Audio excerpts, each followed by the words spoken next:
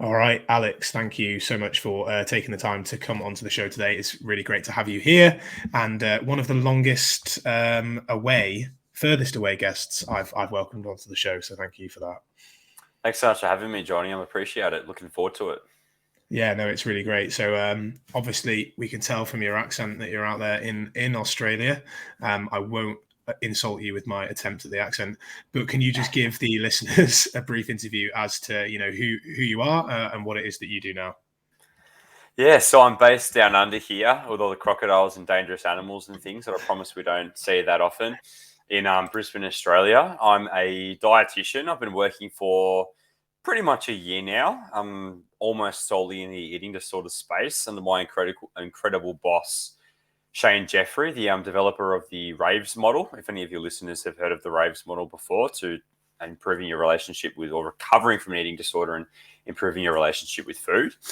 I did my university training down in Melbourne and lived the first 24 years of my life down there. And a long part of my journey in terms of disordered eating and an eating disorder and body image concerns were all down in Melbourne. And I guess throughout my university studies, as I was recovering, I learned that this was the space I really wanted to work in primarily. And then as soon as I graduated, I was extremely fortunate enough after doing an internship with them online to be offered a job with River Oaks. So I moved up to Brisbane and hit the ground running. And it's been an extremely steep learning curve since. The Dunning-Kruger effect, if any of you are familiar with it, has been in full swing for over a year, and it's just getting stronger. And outside of work and eating disorders and this sort of space, I'm really into Aussie rules footy and spending as much time outdoors as I possibly can. Yeah. Cool. Awesome. Yeah, thanks for that. It's funny how you said about we don't see that many kind of scary animals that we think, and I can attest that's true. After my 3 month stints out there, I'm a bit of an expert. No, I'm joking. But when I was out there, like, Jesus Christ, the size of some of your hornets is out of this world. And I'm pretty sure it was Brisbane, or it might have been a bit further north. The exact location, it might have been just before the Whitsundays, actually. Anyway, I saw the biggest one I've ever seen when I was standing outside of a CrossFit gym, and holy shit, the owner was just like, "Yeah, you don't want that thing to sting you." It was just so blasé. I was like literally shitting myself. So you guys do deal with something else out there, that's for sure. Yeah. Aussie rules football, I could never understand. It seems like it's such a free tutorial. I'm happy to give you a tutorial, mate, but they would have to take a separate podcast, I think. Yeah, we'll do like because I played rugby union, which obviously is massive out where you are, and so Aussie rules football just looks like a really violent combination of that and footy, and it just looks like a free for all for the uneducated. Yeah, it's interesting. It's and it's spreading as well across Australia, because down south where I'm from, it's pretty much one of the only sports people are really into, primary sport. Whereas up here in Brisbane, it's the opposite. It's rugby that people are predominantly into, and not as many people are into AFL. So it's been but it's starting to grow up here in Queensland. But yeah, it's an interesting blend of lots of different sports and things, but they're actually trying to make it less rough, from my impression. So yeah. Well, they're doing the same thing with rugby, really, in terms of contact and all the rest of it. It'll be interesting to see how that progresses over the next 10, 20 years, because both sports could be really vastly different. Yeah, big time with all the new concussion rules and things like that.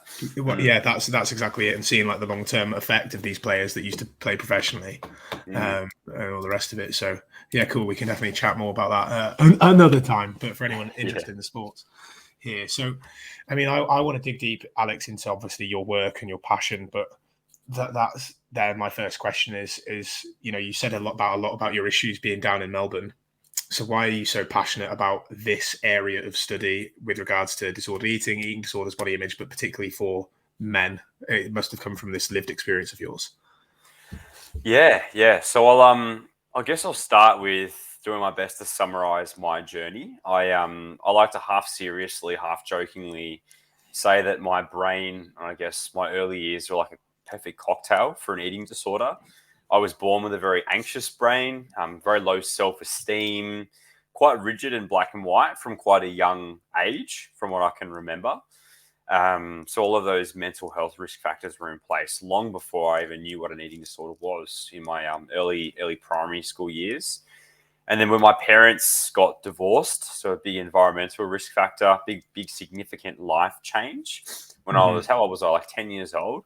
I honestly felt like the ground had been ripped from underneath my feet and everything had just changed. So I turned to food, and it was the only thing to my 10-year-old mind that I felt like I could control. And food and exercise were the two things I felt like I could control. And coincidentally, unfortunately, at the same time, I was getting bullied pretty badly at school for the way I looked and my body shape and things. So those things came together. I felt safe by shrinking my body size and controlling food and exercise. Yes. So that was the first wave of an eating disorder I experienced. And I was lucky that a dietitian got me back on track pretty quickly when I was about 11.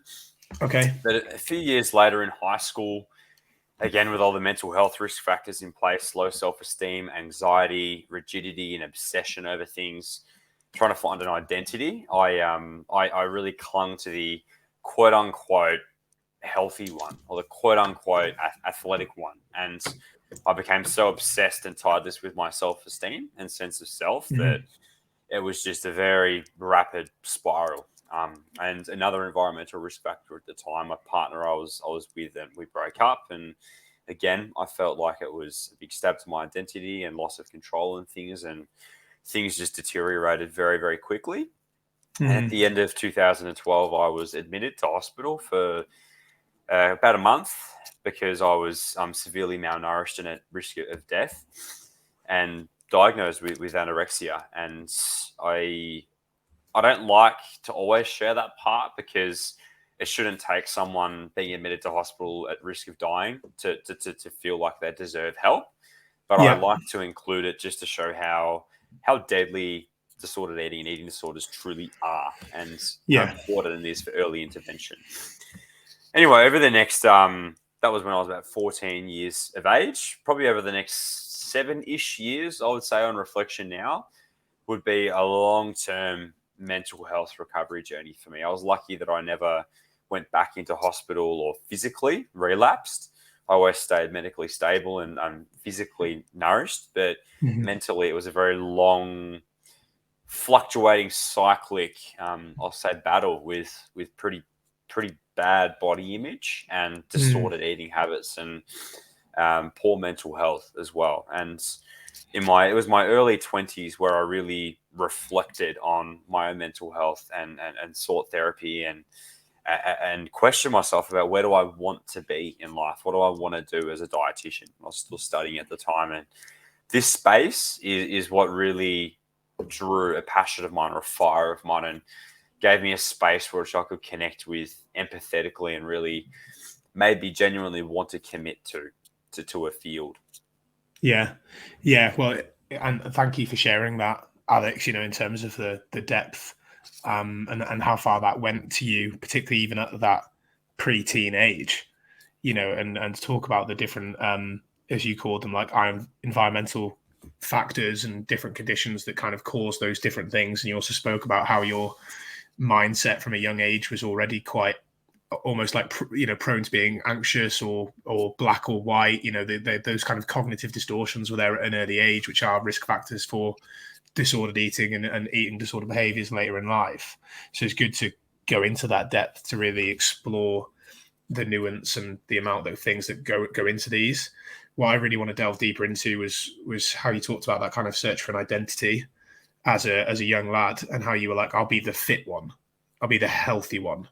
And I really want to dig into that a bit more because it is seemingly worse than ever on social media. This almost, this idea of what, discipline, fitness, no pain, no gain, meal plan-esque, very rigid, restricted, disordered way is paraded as the kind of discipline that's required to be a healthy and fit person. Yeah.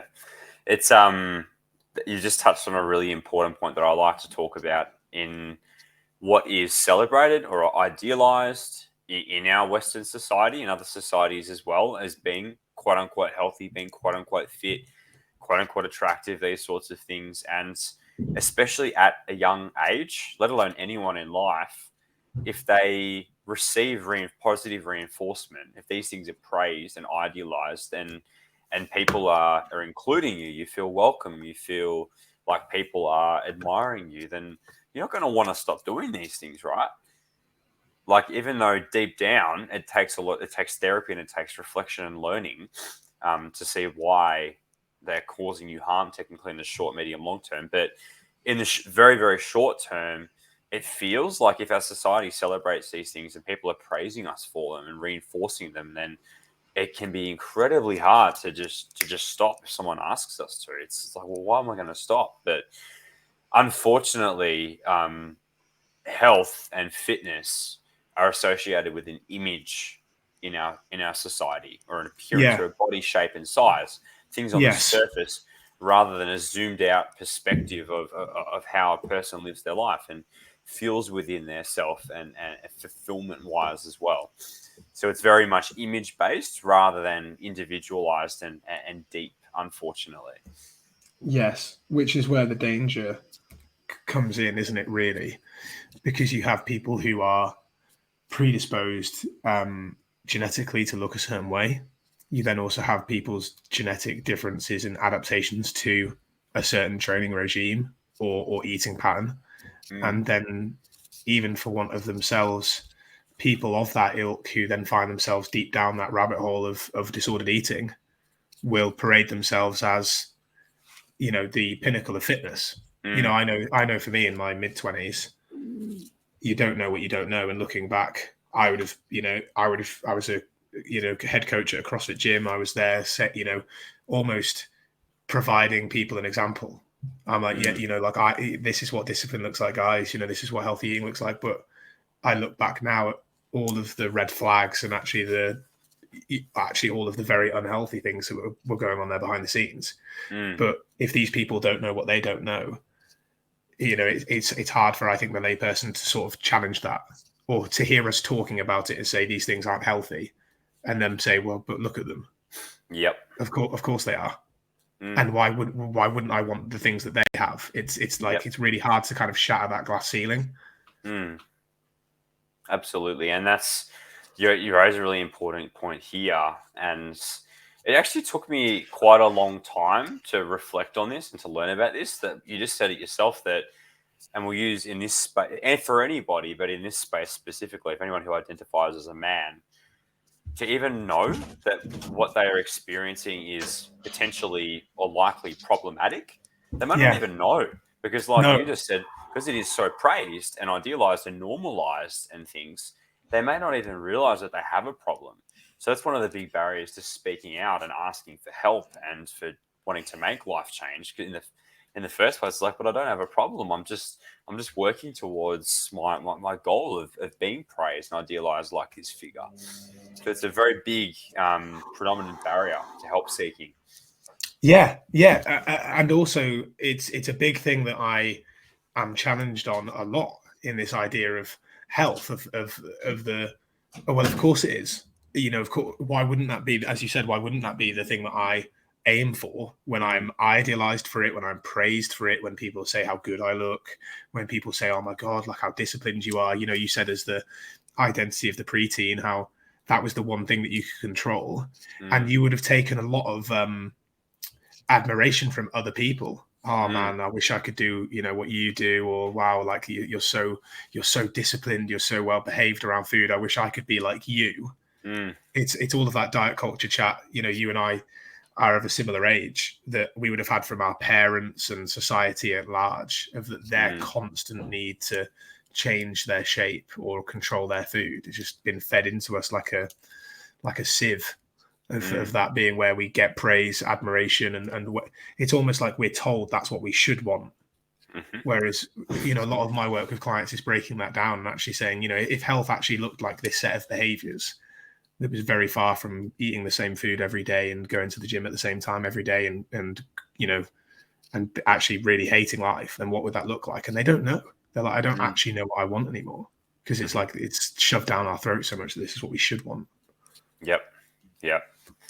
Absolutely. I really like what you mentioned there, because that's a question I ask people a lot of the time, saying, what would life look like without insert eating disorder, insert disordered eating, or insert weight loss goal? And like you just said, a lot of the time they just don't know. And even further back, a lot of the time they're like, but I do want it.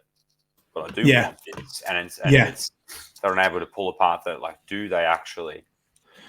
And Mm, I'll insert a caveat here because obviously you and I are both of a certain genetic size, and you struggled with anorexia, and so obviously you've had your own battles there with kind of the over shrinking and like weight loss side of things. I mm, work with a lot of people who are in larger bodies, and there is a lot of compassion and space we need to hold for those people who, despite very being active, despite eating very well, having great relationships with food, might be larger mm, and struggle in this world that's very much built for people of a certain body shape, mm, airplane seats and public places, and the respect, and the kind of way they're looked at and the way they're spoken to in day-to-day life can mm, often be a struggle continuously. mm. And it's a shame, isn't it? And I don't. Sometimes this may sound a bit inappropriate, but if we look at things like racism, for example, or any form of discrimination Yeah, in many different spaces, we can yeah, say that, and I'm very privileged in saying this, I want to acknowledge before I say it, we yeah, can sort of look like other forms of discrimination as being a yeah, lot more further ahead than weight-based discrimination. yes, It's like weight-based discrimination is still so much more normalized from my impression yes, it compared to is. other forms of discrimination, and it doesn't make sense to me at times. And again, I'm privileged in saying this from working in this space, that with all of the diet culture chat and the toxic fitness culture chat, Mm, singling out and targeting people in overt or subvert ways because they are in larger bodies, mm, that's not widely accepted as discrimination yet. not yet. Not yet, and that's what's just so frustrating and sad to see, and what Yes, drives a lot of passion in me in terms of advocating in the room yeah, with people and broader. And it's just yeah, I have to pause sometimes and look around and like, hold on, no, like this space has so much further to go. I find it yeah, hard to understand why people do still discriminate against them. yeah. I mean, Mm, it's as you just said there, we both hold a shitload of privilege here, which we have to acknowledge. Because even speaking about mm, people in larger bodies, I was bullied a bit when I was younger, and I've had my own weight loss demons as a crux of that. But I've always been someone who's quite broad, and I've put a bit of body fat on recently, and I've had some kind of banter, as guys do about that, but it's still weight stigma, but it's nowhere mm, near to the extent of people in large bodies, and it's still very much seen as a personal responsibility, as opposed to what you just said there about like racism and other forms of discrimination, even socioeconomic discrimination, where you can look at all of these um, other factors, and also not to mention the fact that race is literally how you're born, but mm, people don't see body shapes in that way yet mm. because of the culture that we live in, and that narrative is changing, but it's taking a long time. Oh yeah, yeah. Too long in my opinion, but hopefully not much longer. Mm, Yeah, and my point to raise it was just the compassion to people who are in those bodies who then say that they want to lose weight, because you can mm. understand why that would be a Can goal understand why. Mm. in Yeah, in adverse terms to of maybe safety.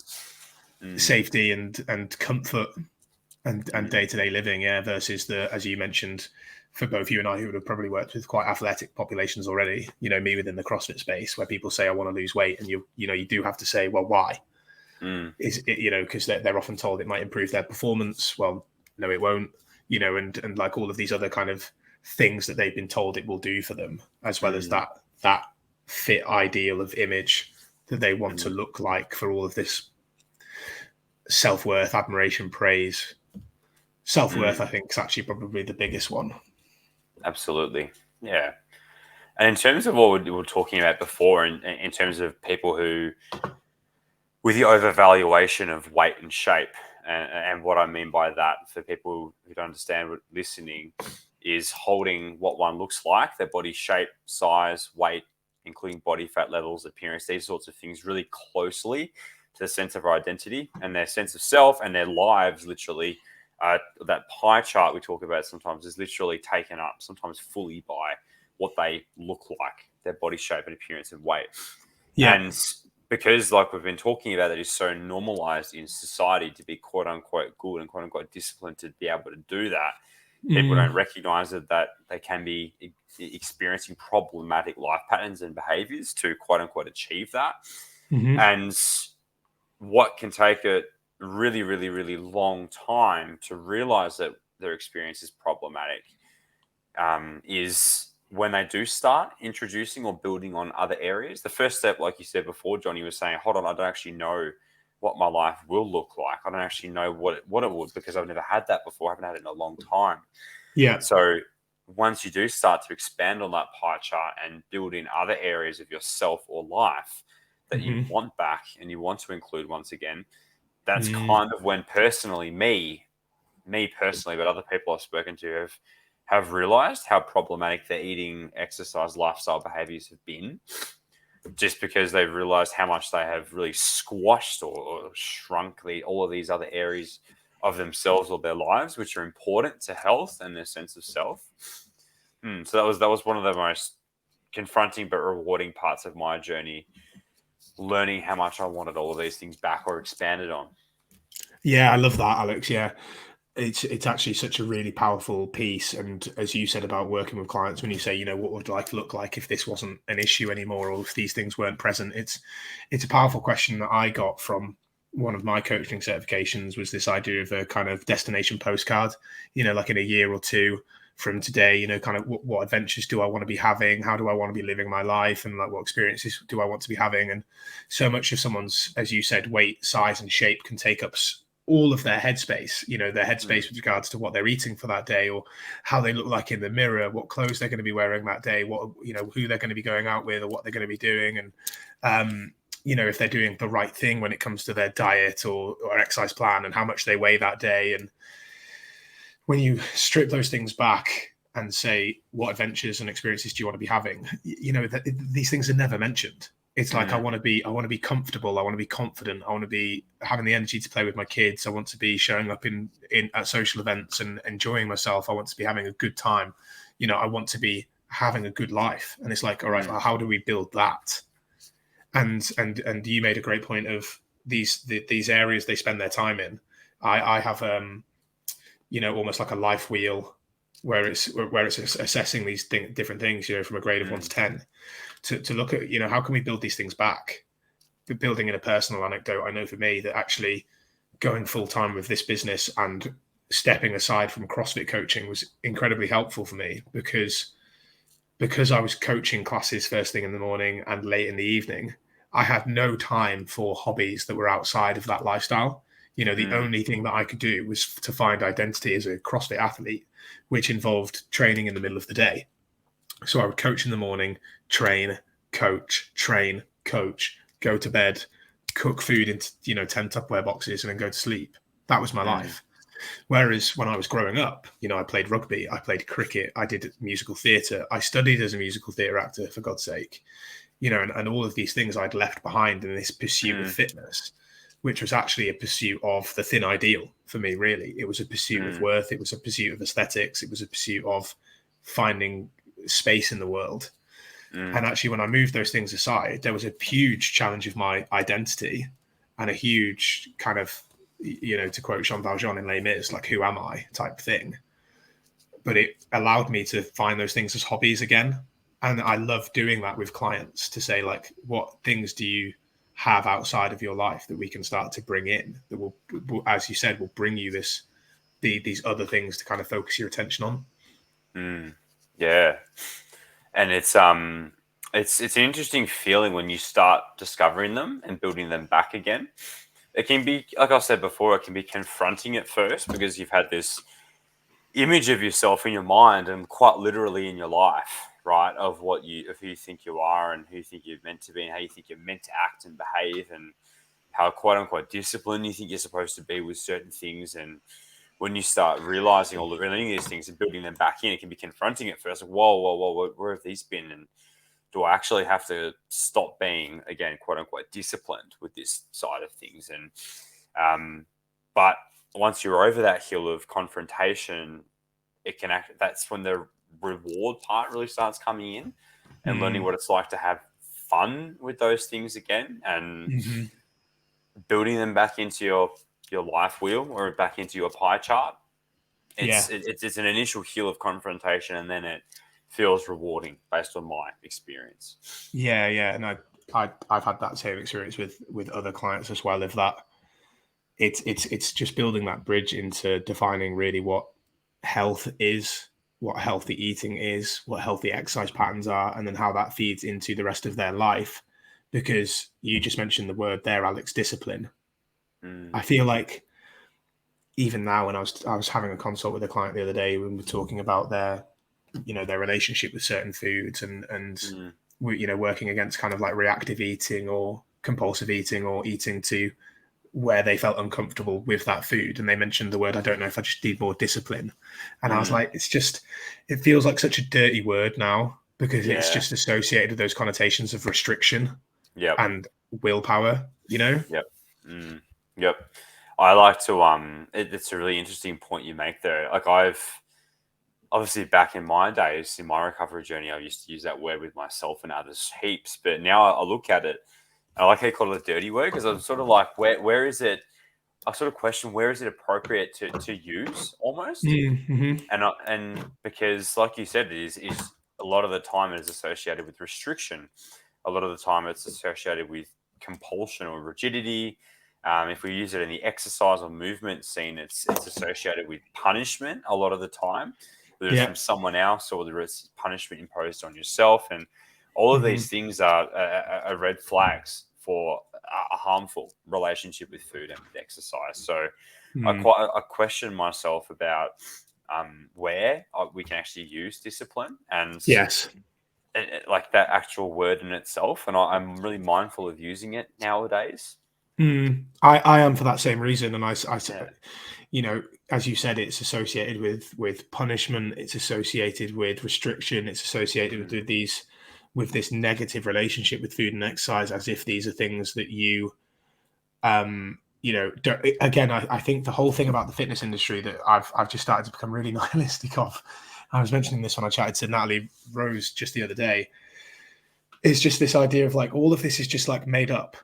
All of these rules around fitness and food, it just made up. They're human constructs of society. It's that diet, it's made by a person, and probably made by a man, a white man, like that. The keto diet or the Atkins diet or Dave Asprey's bulletproof diet. All of this bullshit, it's just all made up. But now it's held above you as a kind of like shaming spiral, to tell you that you shouldn't trust yourself. And then that's made worse for, you mentioned being a child and having certain experiences to you. If you're a child where your reality is denied and you're like, oh, that's not that big of a deal, or that doesn't matter, or no, you don't want that, you want this, or all of these things, then you start to not trust yourself. And then of course you're going to seek this trust into external things. But then it's paraded on social media as discipline. Fitness, health, do it anyway. It's just toxic. It's like the more you see it, you can't unsee it. I like that. The more you see it, you can't unsee it. And you raised an important point there, that sometimes I hear the argument that, the diets aren't that bad, or weight loss journeys aren't that bad, or these fitness challenges aren't that bad, whatever it is, any sort of rendition. And I like to use the disordered eating and body image spectrum to sort of talk about this and say, okay, look, like, there's going to be a percentage of the population with their mental health profile, their environmental profile, physical profile, whatever it is, they may not be as vulnerable to developing disordered eating or an eating disorder on that spectrum. And they may be quote unquote fine for their lives. And they may even go on a diet, or they may even do some fitness challenge, or they may even have one of these fitness model coaches, and be quote unquote fine, right? But there's also, at the same time, going to be a huge percentage of the population who would have a certain risk file makeup. and be quite susceptible to developing harmful relationships with food, exercise, bodies, and an eating disorder potentially eventually if they do try that diet or they do go on that fitness challenge, or they are coached by this person, right? Yeah. So I feel like for the greater good of everybody, this is where these things need to go slowly over time. And in the meantime, it's up to us advocates to help people develop shields or armor against a lot of the bullshit that diet culture and this fitness culture really perpetuates, because it's not going anywhere anytime soon, but hopefully one day it will be gone and we won't need armor against it. Yeah, and I mean, I've found a lot of people connecting with me when I speak about in my content about how it's marketing, and I talk to them from the inside, because as someone who is a quote unquote fitness professional, and I changed my tag to disordered eating coach or health coach, because even the kind of the word fitness now is kind of affecting me negatively almost. It's really strange, but I was part of a mastermind group of professionals who were looking to get marketing help, because at the end of the day you need to market yourself, you need to get clients to put food on the table and have a life, but it should be off of the back of creating authentic products that genuinely help people. Oh yeah. And so, and again, it's part of the you don't know what you don't know, and I speak with a lot of people who have had the same education as I have leading up to this, to a point after the kind of other certifications I've gone through, and we speak about kind of what we were taught and the messages we're told as fitness professionals. But a lot of the people in this mastermind group, it was all about promising the biggest result in the shortest time. How can you provide the biggest result in the shortest time and provide them with the least contact so that it's the most scalable product? And that's what we get told to produce by certain people, by certain marketing gurus. And again, marketing fucking made up, it's just all made up, and that's why there's so many of these short-term challenges, transformation photos, and all this quite damaging content really out there, because it's about promising the world in a short space of time because of the kind of Amazon Now generation that we're living in. It's interesting how it all comes back to money, isn't it? Money. Yeah. Yeah. And when you talk about diets and money and the BMI and money, and you talk about diets and insurance companies and all the rest of it, it's and that was what I found really interesting about reading the Health at Every Size book, was like really peering into that rabbit hole, because a lot of people will be like, oh, don't be a conspiracy theorist, blah, blah, blah. But it's like, well, actually, there's a lot of really interesting points here. And yeah, we could go on for another several hours about all of that. I think that's the hardest thing I find as well, Alex, is being an advocate in this space now. It's just the people who will disregard something without even reading it, because that's the way that I was taught. From one of my nutrition qualifications, it was very much like, oh yeah, there's this group of people that think this, but don't worry about that research, because this, I've read it, and this is what you need to know. I was very fortunate that my university didn't behave that way against it, but it's similar. I counted similarly. We had one lecture on haze amongst hundreds of lectures, right? One lecture, and let alone one lecture on eating disorders amongst hours and hours and hours, months, years of content, right? Yeah, baffling. It is incredibly interesting when really it comes to the table, when you can really ask yourself, what is health? And even more nowadays here with what is fitness? Yeah, it's just it really stumbles me how people don't break that down and question what is it actually, and then they don't realize how much of an impact that will have on their lives and what they're trying to chase. 100%. And it's scary, really, because I've been going since 2015 with this business, and it started out as the 25-year-old Johnny who had just lost a bunch of fat tracking macros and was therefore providing a macro coaching service to other people. Fat loss is the holy grail. Flexible dieting is the way, the truth, and the life. It was basically like my Christianity. And I've got all of my own demons that lead me to kind of cultish like behaviors and hero worshipping and gurus, which I'm very aware of now, but only through education and therapy and kind of looking into those things. And I'm very careful not to make, like haze and intuitive eating kind of like the next, I try to remain very evidence based, but it makes me want to kind of nuke all of those old blogs of mine, which I think is going to become today's task. But also it's incredible, really, when you look at the Health at Every Size book and the literature and the amount of research that's out there, because it's a very, very heavily referenced book, and it's just incredible how people can just, as you said there, like, oh, we got one lecture on it. Yeah, and it makes you question about why people don't want to, and why institutions actually don't want to shift. It really makes you question, right? Yeah.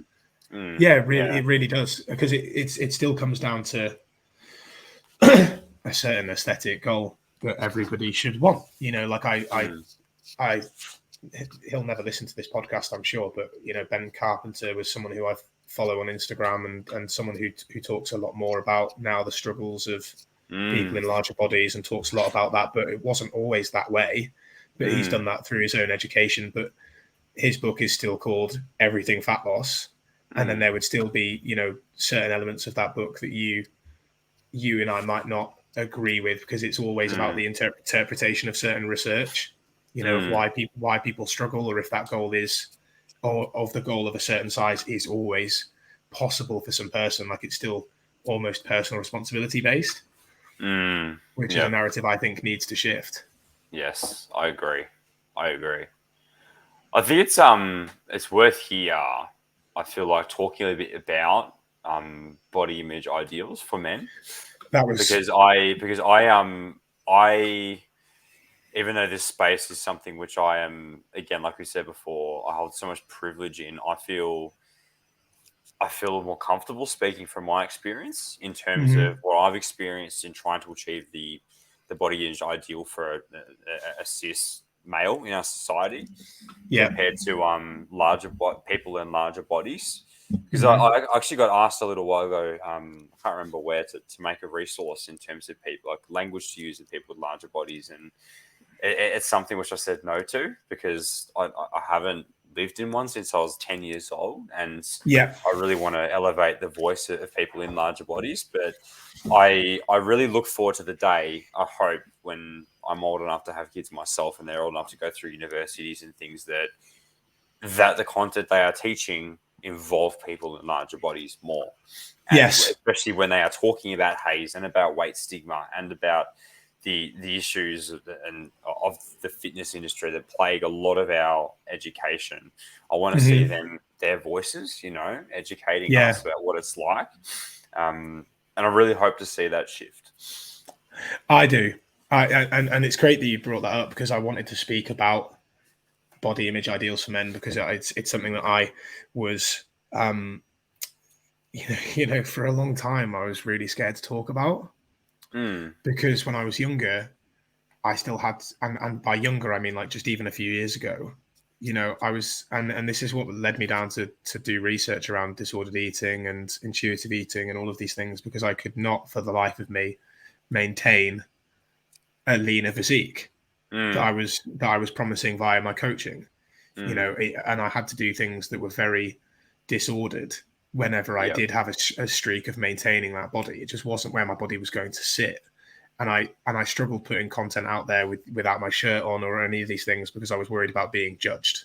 I was, and it's great that we can talk about this much more now about how that's not okay, because, the body image ideals for men are so ridiculous now. When you look at James Bond, superheroes, action figures, and even let's look at the Marvel series, for example, which I adore the Marvel series. I find it really entertaining, really funny, really well written. But look at the time when Thor was out of action after the loss of the Avengers, and he's puts on loads of weight.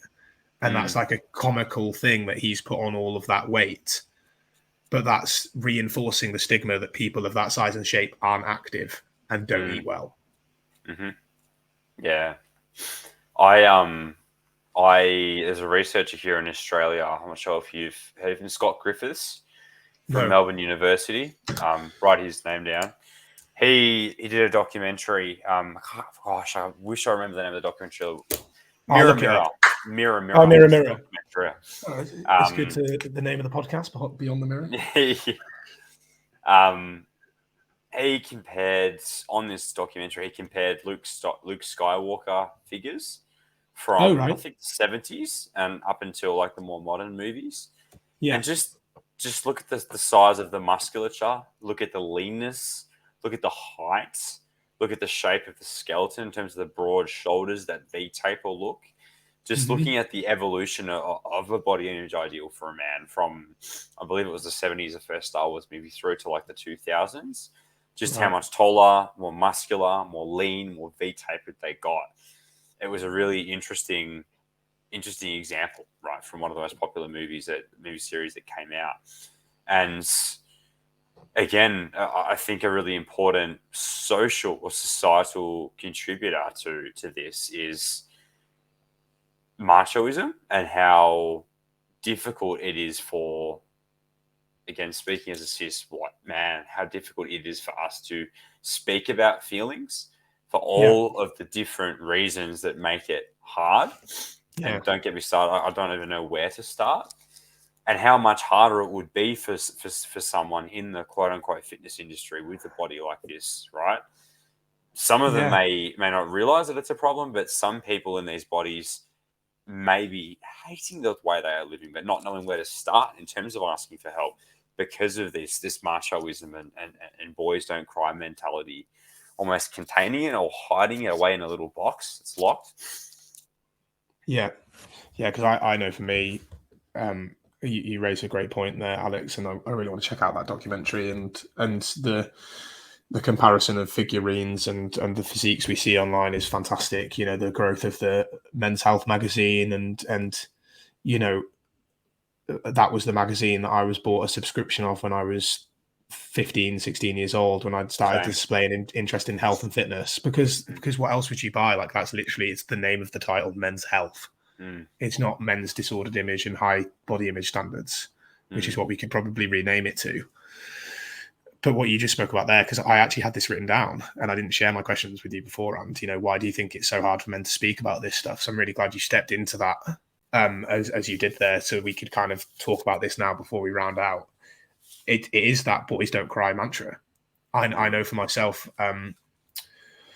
I've struggled a long time to process emotions properly, you know, and in my younger years struggled with a lot of mental health issues, depression, anxiety. I've got really bad, you know, people pleasing tendencies, low boundaries, low sense of self-care, then for that reason, low sense of self-worth. And it's taken a lot of therapy to kind of round that out and become much more emotionally mature and emotionally regulated. I'm still working on it.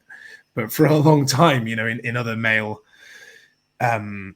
relationships of mine, you know, friendship groups and one-on-one friendships, I've been known as the sensitive one, or the nice guy, or a bit of a pushover, you know, the guy that would get the banter and just kind of, you know, be accepted to take it. And it's interesting then, even how if I might cry or show emotion, I'm known as the sensitive one rather than actually just another guy. You know, it is a really, I think, and if we go back to earlier in the podcast, if you spoke about this with a lot of guys, it's like, yeah, I just want to be jacked and have a six pack, and that's what I want. And you're like, yeah, but come on, let's dig deeper. And they can't, they can't. Yeah, I just want to do it, and they can't they can't dig deeper than that because they can't speak about really how they're actually feeling. Yeah. When you were speaking about your upbringing and in terms of the social descriptions, it almost like listening to a description of myself. It was quite interesting the way you were speaking about it then. And I can remember countless occasions where, like, that word sensitive, right? And that word sensitive being a bad thing, being a negative thing. It's like, why? Did you ever watch Scrubs? Why is it a negative thing? Did you ever watch Scrubs? No, I'm sorry, no. So if you're into ridiculous sitcoms, then I highly recommend it, and you can get it all on Disney Plus. But there's a relationship between them of JD and Turk, who are the two main people, and JD has like father issues from having and it's so interesting when you actually dig into it deeper. Father issues because his father was never there, abandoned him, that kind of thing. So then he seeks in a mentor figure at the Sacred Heart Hospital who just, who's emotionally unavailable and all the rest of it. But, he clings on to his self-worth. And then he's known in his friendship as a sensei. That's what they call him. He's like, that I'm a sensei because he's sensitive. And it's made fun of in that regard. So interesting. Yeah. It's why is sensitivity a bad thing? And why is it not something that men can be or experience, And that really leads on to this thing in terms of societal barriers against men expressing concerns around their disordered eating and body image, right? And mental health in general. That's one of the, I feel like, reinforcers of the misconception that eating disorders are a female condition. Yes. When they're an every body condition. Because not just a female condition, but also a straight size body condition, as you just said. Because you even rightly said it shouldn't have taken someone to become that emaciated and near critical condition to get help. And that's a big thing about weight stigma as well, being people in larger bodies can't have eating disorders. It's of course they can. What a ridiculous statement that is. And rightly so with men as well. Yep. They struggle to speak out about it because it's we shouldn't be struggling with it. It's not, as you said, it's not manly. It's not we're strong, powerful, leader, provider type people that shouldn't struggle with it. So therefore, I'm going to bury it down or just deny its very existence, and just believe in the model of Fitspo discipline bullshit that gets paraded about online. Yep. And how harmful it is when someone who identifies as a man does speak up and ask for help, almost gets metaphorically whacked back down, whether it's a family member, whether it's a friend, whether it's a work, whether it's a health professional, God forbid, whacks them back down and says, no, you don't, you're a dude, you're a man, you don't, you're fine, look at you, you're fine. Then what does that say about A, them seeking help for their disordered eating, let alone B, their ability to express vulnerability moving forwards? Yeah, it's awful because it's, as you said, it's having their reality and their truth denied by somebody who's in the position who should be helping them. And that's all medical stigma in a nutshell, isn't it? I could tell you some horrific stories about clients of mine and their experiences to doctors' offices. I'm sure you have the same. And I think did you ever watch the Freddie Flintoff documentary, the cricketer, Andrew Flintoff? No, I haven't said it, I'm sorry. He's got a good documentary that was produced by the BBC, actually, that was about men's struggling with eating disorders and things like that. But even through and it was perpetuated by the media and everybody getting on about his weight and size. But then he's got such an internalized fat phobia and bigger guy kind of syndrome that even now, exercises multiple times a day and feels a compulsive need to do so to maintain his, size and shape. It's really quite eye-opening because then it's people he's so disciplined as a sports professional now. Look at how much attention he's paying to his fitness, whereas actually it's all driven from a very disordered place. And the woman was like, "This is bulimia." There's purging, but then there's also you're compensating through exercise, and it's just not spoken about enough in the male space. It's frightening, isn't it? You take someone who's vomiting their food up after meals, and you speak about that to a lay person, and they'll say, "Oh my gosh, are they okay? I'm sad to hear that. Are they getting help?"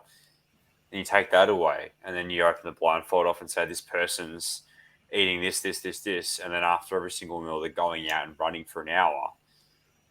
How many people? Okay, some may say, "Oh, are they okay?" But I would guess a lot more people would say what you just said, and how disciplined are they? I wish I had that discipline. Yeah, they're just balancing the energy equation, Yeah. I mean, again, we have to look at what we're teaching people here because there's obviously great things in being very physically active. And even in the intuitive eating handbook, they talk about the benefit of non-exercise activity. They talk about breaking up your day of sitting and moving more regularly, but not in a way of like obsessive step counts as it can become in the fitness industry. But I remember Christmas Day, the year before I went to Australia, because I went to Australia in the January. So it's literally like a week before. I was with the family, and we had a big Christmas dinner, and I was like, right, come on, everyone, let's all go out for a walk. I was like, there's benefits of getting out straight after, because we're going to digest the food better and improve our insulin sensitivity. All of these kind of justifications in my head. It was really just because I wanted to go and move after a big meal. Yeah, and what's interesting is how much more enjoyable movement becomes when it isn't compulsive anymore. Yes, that shift, when it's no longer about calories and about purely changing your body shape, size, and weight. It's amazing how much more enjoyable it actually becomes. Yeah. And that's one of those things I was talking about before, the confrontation of, oh my gosh, I don't feel safe. I'm exercising for a different reason now. I've changed my schedule. But once you're over that hill and out, I guess, in the green, it's, oh my gosh, I'm actually enjoying doing this now. I never thought I would. Well, and it can be like that for every fitness endeavor you find yourself into. I know for me in CrossFit, for example, I said there about that kind of change in identity when I left the coaching space, but I still stayed within the competitive space for a couple of years after that. And it wasn't until an injury and the trip to Australia and then coming back and being not as good anymore and facing a kind of uphill battle of, if I want to compete again, I'm going to have to work even harder, and it might not even happen, where I started to face that, like, is this even what I want to be doing anymore? And even now, I'm having those almost struggles of fitness. And it's interesting to talk about this now, because obviously I should talk about this more in the content, because the way I'm training now is very mixed, because I'm still in a position where I'm not really sure what I want it to look like. I'm training in a CrossFit gym, but I go to open gym. I don't have a personal coach anymore. And it's very much do I follow a CrossFit program? Do I follow a weightlifting program? And it's like, what do I actually enjoy? Because if I was being honest with you, I do love some aerobic mixed training elements, but a lot of CrossFit was there because it was high intensity and there was shitloads of cardio, and it helped me maintain a certain size. And as you said, once you release that, like, I'm finding joy in movement again, but it's still a kind of, well, what does that look like? Dissecting the two is incredibly difficult, and something that I, again, shared experience with you, still find the same with strength training, where initially when I first started, 16, 17, I can't remember, purely about changing my shape, size, and weight. And then that really lasted as well into my early 20s, needing to feel compulsively wanting to be more muscular and leaner and broader, all these sorts of things. And it wasn't until I started powerlifting when I was in my early 20s, approaching mid 20s, that I learned what it was like to build muscle and want to be stronger, to be able to perform and belong to a community. And that automatically changed my perspective on the gym. I went from dreading some sessions in the gym to absolutely, I cannot wait to get there today. And it's so interesting when you lift the pressure of, I need to do this to look this way, or I want to do this because I love moving my body in these movements, But now that I'm no longer powerlifting and I'm playing Aussie rules, part of that feeds into Australian rules football, where I want to go to the gym to be able to perform in footy more, which I love playing, right? Yes. Yeah. But if we zoom away from footy and look purely at lifting weights in the gym, it's very hard to pull apart. I love the way I feel mid-set. I love the way lifting heavy weights makes me feel physically, mentally within this environment. Pulling that apart versus, I don't know how I'd feel about myself if I wasn't in here and I didn't maintain this muscle mass. It's very, very hard to tease those out, and it takes a long, long time. Yeah. And I mean, you've got dangers in like powerlifting and weightlifting if you were to start competing, and then you've got weight categories and all the rest of it. I spoke about that kind of banter that I'd received. I recently, despite this kind of ambivalence to training, something that I've just done is just continue to lift weights because I love it. It's more the kind of cardiovascular side of things that I've been sort of thinking, where does this fit? But I had a PB on my snatch literally like last last week before, and a bit of banter was like, oh well, you look that heavy now, or something like that, and it's taking away from that accomplishment of actually developing that strength and speed to accomplish that movement. Yep. But the feeling that I have now of being incredibly intuitive with my food intake and using that to get into the gym and lift heavy weights, as you just said there, like I love the feeling of that versus the feeling of rigidly counting my calories and doing very high intense exercise and dressing it up as I'm doing this to get better at CrossFit, whereas actually it was I'm doing this so that I can get lean and be praised for it. Yeah. And again, it's like we've been talking about there, that's so confronting facing that initially. Yeah. Until we actually act on it and embrace that. That's the reason why we were doing this food wise, exercise wise, and then the over the hill feeling is almost feeling liberated and free. That's how I felt on the food side of things, but my exercise and body image side of things still has progress to go. Yeah, I'm there the same. Food wise, I feel completely better than ever.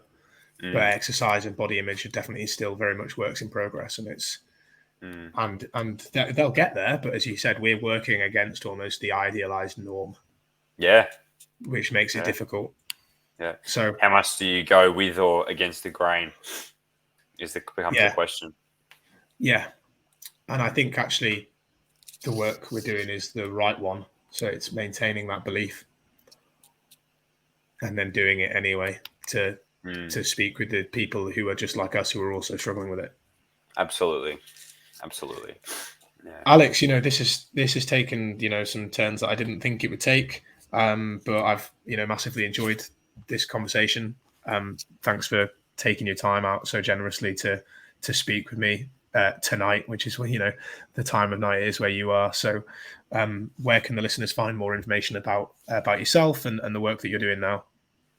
Thanks so much for having me on, Johnny. I really appreciated you even asking me. It means a lot, and I've learned so much just chatting to you in this hour. I always learn just chatting to other people in this space, and it's so beneficial. I'm so grateful for it. I'm on Instagram as AROD Dietitian, so AROD_dietitian. Shoot me a message. I'm always happy to have a chat. Sorry if I'm slow to respond. No. Like I loved what you said to me, though, Alex, when I messaged you, and you said, rather than saying sorry for the delay, you said thanks for your patience. And I was like, there's a man who's working on his boundary language, and I loved it. I really appreciated it. So thank you for coming on, man. I'll put a link to there in the show notes. Alex produces great content, guys, so you should definitely check that out. And yeah, thanks again for coming on. Thank you, Johnny.